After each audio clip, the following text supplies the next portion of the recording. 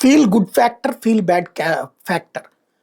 జగన్ ఉన్నంత కాలం రోజు front page చూసినప్పుడు ఈనాడు, ఆంధ్రజ్యోతిలో అసలు రాష్ట్రం సర్వనాశనం అయిపోతుంది, చంకనాకిపోతుంది, బతకలేకపోతున్నారు జనం అన్నటువంటి కోణం.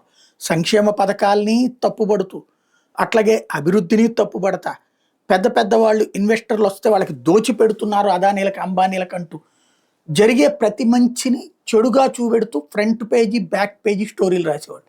ఇప్పుడు మనకి నచ్చిన ప్రభుత్వం అధికారంలోకి వచ్చింది కాబట్టి అద్భుతం జరిగిపోతుంది. అసలు ఆంధ్ర శరవేగంగా పరుగులు పెడుతుంది, అమరావతి పరుగులు పెడుతుంది, రాయలసీమ అద్భుతంగా ఉంది, ఉత్తరాంధ్ర ఎరగదీసింది, నిన్న అమరావతి పరుగులు పెడుతుందని రాసిన ఈనాడు.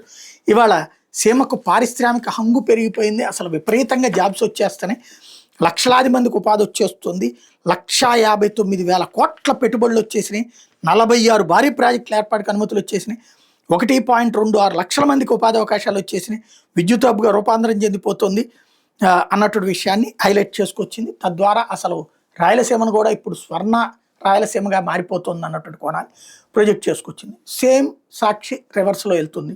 అప్పట్లో అద్భుతమైన పరిపాలన జరుగుతున్నట్టు చూపెడుతుంది, ఇప్పుడు దారుణంగా ఉందని చూపెడుతుంటుంది. ఎవరి ధోరణి వాళ్ళదే.